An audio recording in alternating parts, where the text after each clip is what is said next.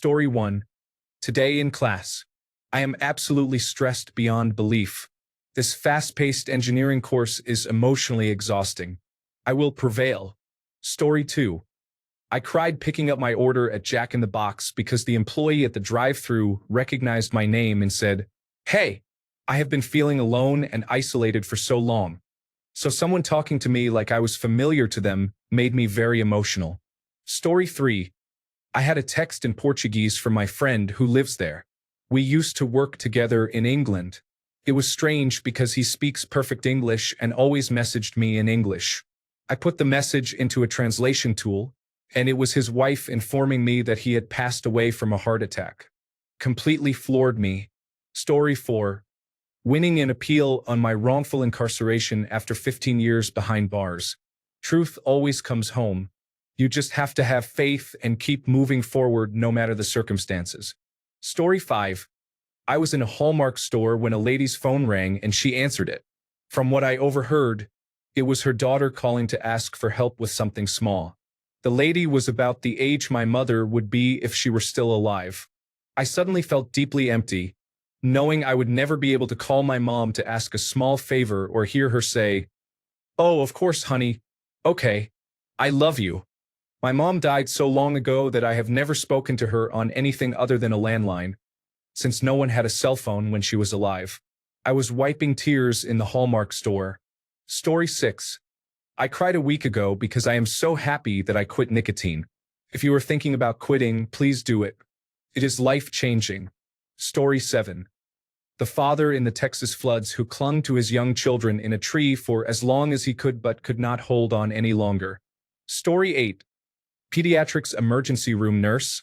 I worked the 4th of July from 7 a.m. to 7 p.m. I thought we would make it through a summer holiday without a submersion. At 6:25 p.m., I heard the trauma alert on my work phone.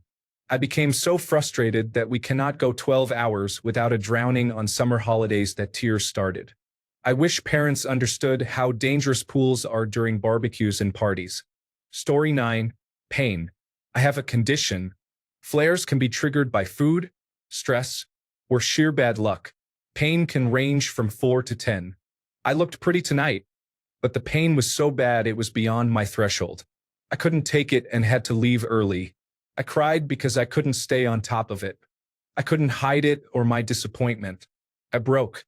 Happy celebrations. I don't think I get those anymore. I am sick of it. Forget you, pain. Story 10. A friend of mine passed away. We met when we were very young, so we were friends for over 30 years. His death was unexpected.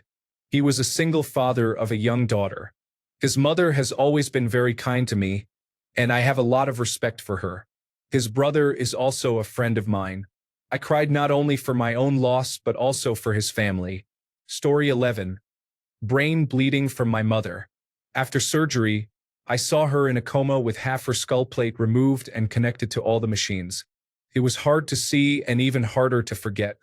I went home, drank half a bottle of whiskey, and cried. She was in a coma for 2 years and passed away. I miss you, Mom. Story 12. My female gold gourmet died some time after releasing a bunch of eggs. It was really sad to see her rush to the surface for air and then sink back to the bottom for hours.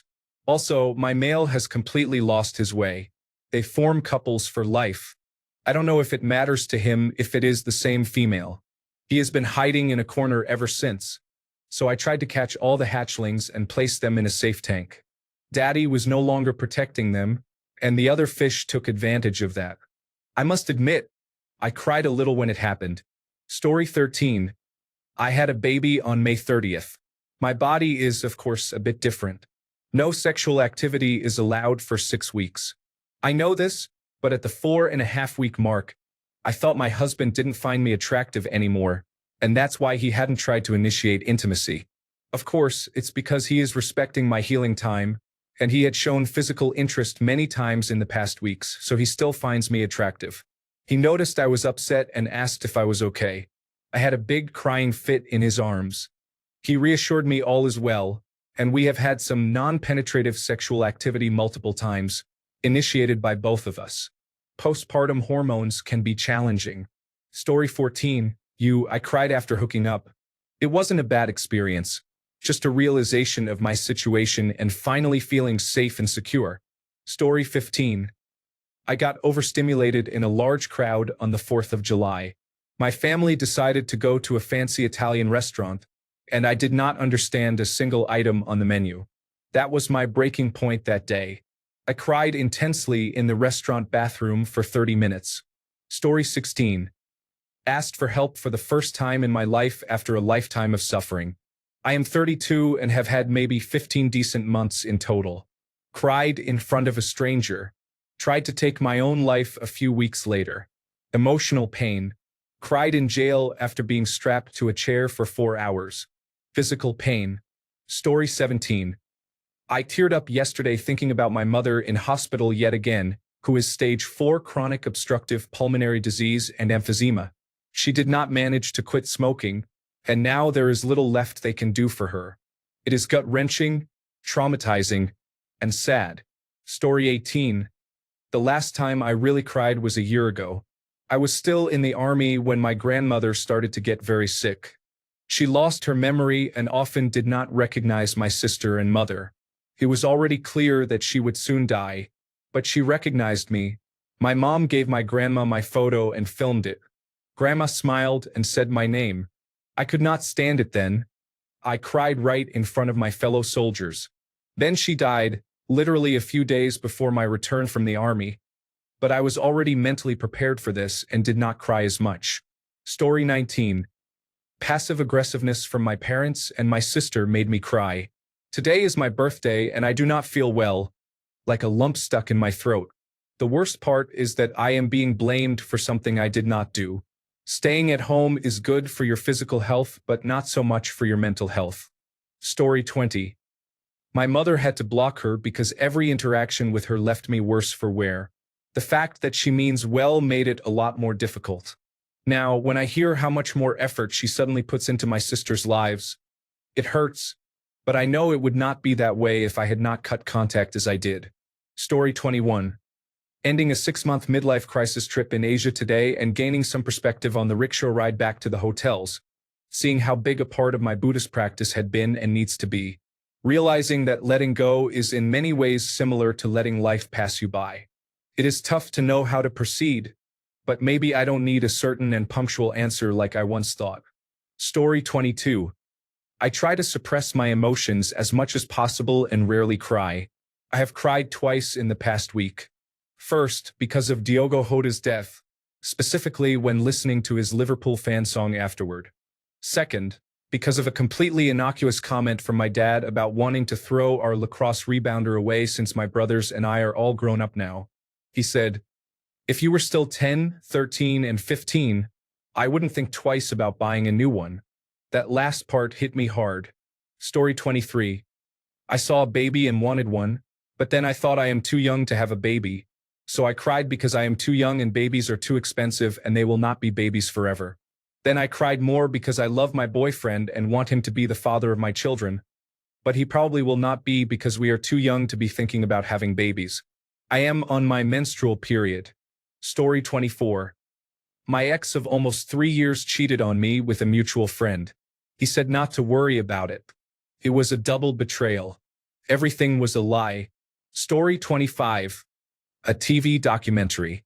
The Children of October 7th. There's a part where they interview a 16-year-old Israeli-American boy who survived a Hamas attack when his mother shielded him from terrorists' bullets with her own body. He played dead for hours while her blood soaked him. Please consider watching this if you can. Story 26. Listening to Lady Gaga's Born This Way and realizing how far we have backslid in terms of tolerance, acceptance, and LGBTQ+ rights. Story 27. I received a rejection letter from another job today. I have been searching since December last year. On top of everything else, I had a breakdown and cried. This job gave me only 2 questions in the interview and decided I do not deserve financial stability in under a minute. I felt extremely unlikable. They judged me based on 2 questions. Story 28. I was having a rough day, and my parents telling me to wash the dishes, as if I was not already doing them, led to a mental breakdown.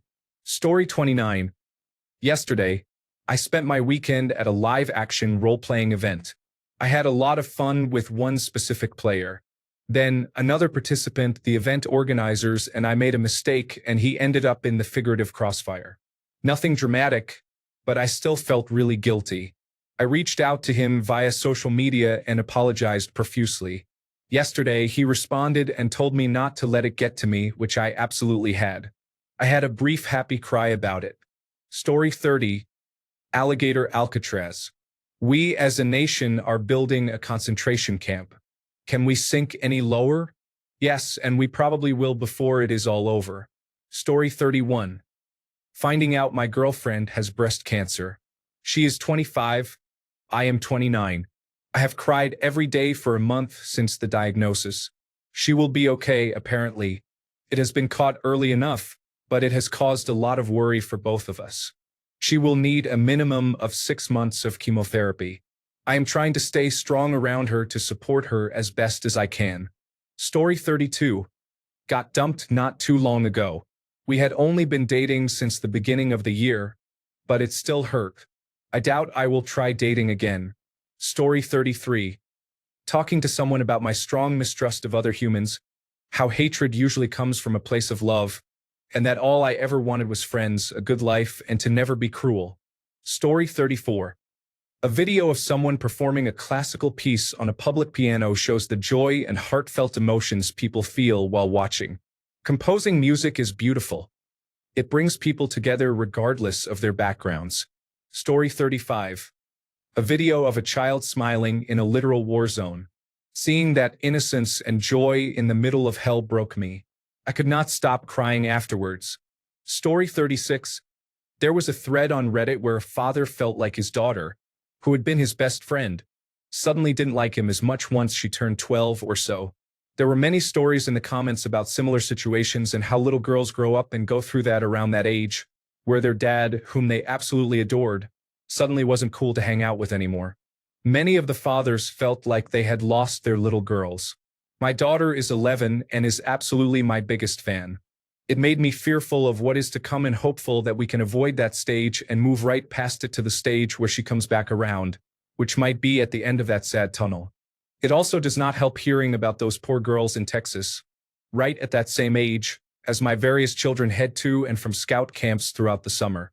Story 37. I passed my driving test in March this year, just after the anniversary of my mother's death. Not being able to call her or drive to her house was something I finally could physically feel. I cried like a 3-year-old who dropped their ice cream for a full hour. I am 43. Story 38. My baby is 9 months old, so I was singing happy birthday to her. Then I thought about her turning 1. Story 39. A little girl almost drowned at a pool this week. She was underwater for only a split second and was okay. When I got home, I was shaking and nearly threw up. I started sobbing. My brother drowned when I was 6, and I pulled him out. Story 40. That video of the Mexican firefighters mobilizing for search and rescue in Texas shows that even after all the hatred and racism, they still show up for us when it really matters. Story 41. I just got back from Disney World. It was one of my mother's last wishes that I take my children there, so I used some of the life insurance money to do so. The Frozen ride at Epcot was beautifully overwhelming. My children were yelling with joy, and it made me cry because I could feel my mother's love for us, even though she passed away in December. Story 42. A post about someone asking what to do as a new father. I couldn't even write a reply because it hurt. Story 43. Social isolation and having to wait to get my life started because I made some bad choices and am still recovering from how coronavirus disease impacted my life. Story 44. The last time I can remember is when my sibling attempted. I cried the hardest as they were airlifted to a better hospital. Story 45. A Murphy bed. I dropped it on my toe, causing it to bleed. I was already upset with my partner, so there were tears of pain and confusion. Story 46. The death of Taylor Hawkins was tragic. He was full of life, and I had seen the Foo Fighters perform just a few weeks earlier. It did not make sense. Most of my emotions are usually suppressed, but this one got through for some reason. Story 47. Rewatching the original Lilo and Stitch movie. 3 times my partner and I cried, but most of all at this little speech about his family. Story 48. The loss of my cat. Yes, he was just a cat to some, but he was with me when I broke up with my partner and when I had double cataract surgery. He was the first to say hello after I had a 6-week stay in the hospital for open heart surgery. Just the way he would sit with me all day when I cooked, moving off the couch only when necessary. He was 19 when he passed. He is now on the mantle and I pet his little cat-shaped box every day. Hand on heart, I still shed a tear most days when I touch his box. Story 49. I went on holiday to Paris recently and visited the memorial of the deportation martyrs. Seeing the prisoner uniform there broke me. Story 50. Gilbert Hortman's honor guard. My father just passed away. I had to be strong for my mom but I completely broke down over Gilbert's tribute and honor guard. Story 51. I was living out of my car and staying at my cousin's place. I worked at Starbucks and drove for Uber. I was trying to save up for a place as soon as possible, so I was working 18 to 20 hours a day. I was exhausted. One day, I had a video meeting for a job interview just trying to get something going. I told my cousin, and he was okay with me using his laptop because I didn't have one at the time. He worked security and got pulled into a double shift because someone called out. I didn't know that happened, and he never told me because it never came up. I had ironed and kept my suit and dress shirt in my car. Since he couldn't make it home, I had to take the interview on my phone in my car. After the interview, I just broke down for a while. It was rough. Story 52. The movie Click with Adam Sandler. I watched it last night. Specifically, the part where he found out his father died, so he went back to see the last time he was with his dad. He replayed his dad telling him he loved him over and over. I am also 3 weeks postpartum, so hormones. Story 53. It was a question. If I were to die right now, what would I regret? It would be not seeing my child grow up to be an adult. Story 54. Gabby Petito documentary at the end. Broke my heart seeing her happy and playing like that. So much happiness and potential cut short. Hope you are at peace wherever you are. Gabby. Story 55. On New Year's Day of 2009, my daughter gifted me what I thought was a thermometer. It was a positive pregnancy test. Story 56. I used to be a nanny, and the family moved away. It has been over a year, but I still cry when I think of the children. I love them and miss them very much. Story 57. My children worry about being good enough parents and try to figure out how to meet their individual needs effectively. Story 58. The story about the Disney cruise father who jumped into the ocean to save his daughter. I love my children and would do the same in a heartbeat. Story 59. My dad is fighting a battle after routine surgery that compromised his airway. The surgery was in November, and although he is home, he has pneumonia and has been in and out of the hospital. Today, my sister, a registered nurse, called me to tell me I needed to go home and sit with my mom because my dad was doing very poorly. She thought he might die, and he did not want to go to the emergency room. The good news is she may have been catastrophizing. The bad news is he still really should go in and does not want to. I cried a bit as I drove to my parents' house this morning. Story 60. Bills keep coming, and the money is not there for all. Now I have to see an oncologist specializing in breast cancer. I cannot afford to be off work. Story 61. Getting out of prison and driving in the car with my wife the next day, it hit me that it was finally over. Story 62. On a lighter note, I am sure you all will find this oddly amusing, if nothing else. I am 70 years old. I have seen E.T., the extraterrestrial, 8 times. The first was when it came out. For some reason, while scrolling through YouTube last night, I came across a couple of videos about the making of it. How Steven Spielberg worked so lovingly with the kids and filmed it in such a way as to make all their emotions very real, especially Henry Thomas and Drew Barrymore. If you really watch it, it is a touching movie filled with genuine emotion, and the kids are not really acting. Go ahead and laugh at me. Story 63. Someone stole my cat's kittens, and she has been crying all day, depressed. I will never forgive the person who took them. Story 64. I was in town visiting my parents yesterday. My mother is older and has many health issues. When saying goodbye, I realized those might be my last words and hugs from her. Story 65. I want to cry right now. I barely slept the night before last. Ran around getting our child to daycare, then went straight to work. About 20 minutes before my workday ended, my husband called saying he's not feeling well and was being sent home from work. He told me his symptoms, and both I and his coworkers were concerned. He said he didn't think it was urgent, but I decided to take him to the emergency room. I rushed to daycare to pick up our child, then my husband. I dropped our child off at the grandparents' house, went to the emergency room, and checked him in at the front desk. I found parking and went back inside. I had to go to the car twice to get things. They took him back to get examined. They were concerned about a stroke or heart attack and ran all the tests while I panicked silently and called family members to try to get his car from work because we couldn't leave it there overnight. My dad was complaining about something trivial, so I had to deal with that on top of everything else. The car was retrieved. I worried about the cats and our child having everything they needed, so I had to call in a few more favors. I asked my mom if she could keep our child overnight since we didn't know how long we would be at the hospital. She said, of course. She'd love to. Great.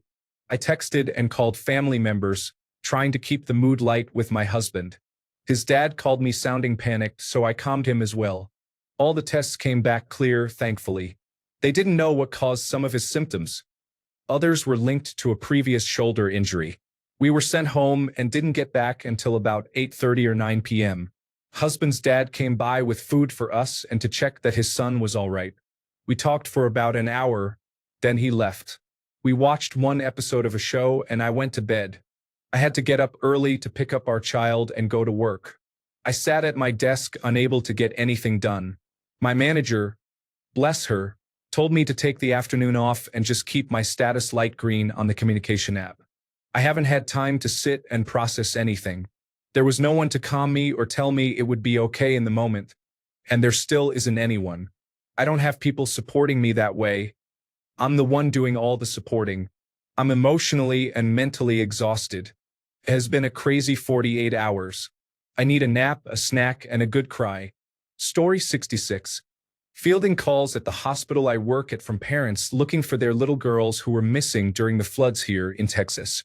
The absolute panic and desperation in their voices broke me. Story 67. Woke up at 3:30 a.m. today from a nightmare where I saw my mother fall off a balcony and watched her body hit the ground. In the dream, I saw her reaching for something she dropped over the railing. She started teetering and I turned to help. But then she righted herself again, so I let my guard down. Somehow, she teetered again, and I rushed to her, but she fell right before I could grab her. I heard her head hit first, and she was looking straight up at the sky, not moving. I screamed in the nightmare and woke up crying. I have never dreamt anything like that, and my biggest fear is losing her. I could not go back to sleep because I kept picturing her face and hearing the sound of her head hitting the ground. I feel traumatized. I sent her a text just to tell her I love her. Story 68. My dad passed away. He was 81 with multiple health conditions, but his brain was fine. I miss texting him every day. Story 69. The Texas floods, all those little girls. Their camp leaders dying trying to save them. The man who punched out a window to save his family and bled to death in his mother's arms. That got to me. Story 70. Went for a walk with my girlfriend and came across a house with many handmade political signs that were well thought out and done in a beautiful curly font. It was also a nice moment to appreciate before I needed to use the restroom. Story 71. I thought I had failed the exam I had worked 2+ years for to get into the best engineering schools in my country. Then I found out I passed and got into a decent course 3 days later. I am supremely happy now. Story 72. My son just walked into the room. He is growing up way too fast. He is also approaching the age when I was abused as a child, and seeing his childhood is a constant trigger. It is nice that he can have a normal life, even if he might not have a normal father. Story 73. That one day, my hands will not work well enough to build Lego sets. I sat and cried for an hour. Story 74. My flight was canceled, and I am stuck in New Jersey all night. I am writing this from the airport. It is not a huge issue in the grand scheme of things, but it is extremely frustrating. Story 75. Latex gloves were invented by a nurse's husband because her hands were always chapped due to the antiseptic she used at work. Story 76. I watched The Sixth Sense in virtual reality last week. I was tipsy, which always brings out my emotional side, and I cried at the ending when the child reveals his ability to his mother in the car. Story 77. I cried a few days ago, just keeping an eye and ear on what is going on in our country, and of course in others, makes me very upset. Feels like it is not real at all. It is hard to describe. That is why I have been a wreck for a while. Story 78. My father suffers from brain cancer. We were informed yesterday that no more help is possible, but we are keeping this information from him as it would, understandably, crush him. Cancer is no joke, people. Story 79. It was a few days before my menstrual cycle. I was upset because my boyfriend was not helping me clean the apartment. Story 80. Now, because I have depression, I take 3 medications. I have tried to kill myself about 4 times. At those moments, I abused my medications and may or may not have woken up in the morning. Story 81. Mine was built up over time. Dealing with life, being a young adult, stress, planning for the future, changing friendships, and feeling lonely. But what pushed me over the edge was learning to get contacts and having to go back 11 times before I succeeded. On the 8th time, I broke down, thinking I would never learn something many people do daily. Story 82. I am designing an aftercare program for long-term facilities. Part of my pitch involves my friend's life, which was lost by his own choice. It brings me to tears every time. If the supports he made in treatment had known and been able to reach out, I do not know what might have happened. Sometimes being discharged from a long-term facility feels like a curse because of the significant loss. Trying to remain connected on the outside is hard. Story 83. This post, The End of a Very Hard Day, features a simple and powerful photo, though its meaning depends on the title for context. Story 84. My puppy pooped on the rug. He has been sick for 3 weeks. We have been to the veterinarian and followed their suggestions. I am medicating him and cooking special rice and chicken meals. I just cannot get him healthy. I am up every 2 hours letting him out. I am exhausted and just want him to be healthy. We have checked everything and spent a fortune. I am heartbroken for him. I just want him to gain weight and be healthy. Story 85. Thinking about writing my wedding vows. Thinking about how much my partner means to me will make me cry every time. Story 86. Watched a child predator get arrested and booked in one of those sex offender sexual assault videos. Something about the justice of it all really moved me. I also thought about all the predators that still roam free, victimizing children all over the world. Story 87. My wife tells me how much she loves me. She says many things that make me cry often. I couldn't bear the thought of waking up without you. Or you're my best friend and the only man who truly ever understood me. You make me feel safe and happy. She has said many more lovely things, but I'm very tired as I write this. Sometimes she spends about 10 minutes affirming how much she cares about me, finds me attractive, and wants to have a peaceful life with me. After being in a relationship that was the complete opposite, a multiple cheater, I always shed a tear because of how she loves me. It's the best. She's the best wife. Kind, nice, and pretty too. I don't know how I got so lucky. Excuse me while I go cry. Story 88. Maybe does not mean as much as some of the comments here, but I work in healthcare and my boss decided to approve 3 to 4 coworkers' time off at the same time. So it is all falling on me and my other 3 coworkers. This entire month is going to be brutal. I tried going to sleep after a night shift the other day and dreamed about work. The same stressful situation over and over with every single patient. Story 89. I do not pay enough attention to my mother and relatives. This is a thought that makes me cry every time I think about it. Story 90.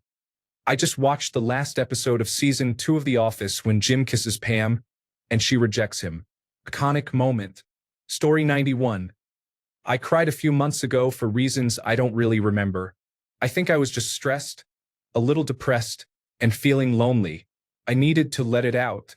I wish I cried more. It is good for me, but I am just not that kind of person for some reason. Story 92. I cry multiple days a week due to my wife's chronic illness. I just do not always do it in front of her. Story 93. Postpartum depression. The matriarchs of my family have passed. Grandma, aunt, great aunt. And it is hard raising my sons without them here. The first thing they would have said to me is, "Girl, give me that baby. You know what you are doing." I miss them every day. Story 94. There has been so much that has made me cry recently, remembering difficult moments from my past experiences, almost losing a friend, which was also frightening, missing someone I really cared about, and sometimes those tears are not from sadness but from happiness. Story 95. My son got sick with COVID a couple of years ago. He had a fever of 40 degrees Celsius, fell over, and suffered a febrile seizure right in front of me. I held him as he was shaking with his eyes rolled back. I had never seen or even heard of a febrile seizure before. My heart was pounding so hard I thought I was going to keel over. This is my eldest son, my little spaghetti pirate. When I make spaghetti, he comes with his little toy sword and pretends to rob me of noodles from the pot. I have never been a religious man, but I was pleading to God at that moment, crying and begging that he not take my son from me, to take me instead. I cried all the way to the hospital and next to his hospital bed. That was the scariest thing I have ever experienced. Thanks a bunch for sticking around till the end of the video. Remember to subscribe, and until next time, stay awesome and goodbye.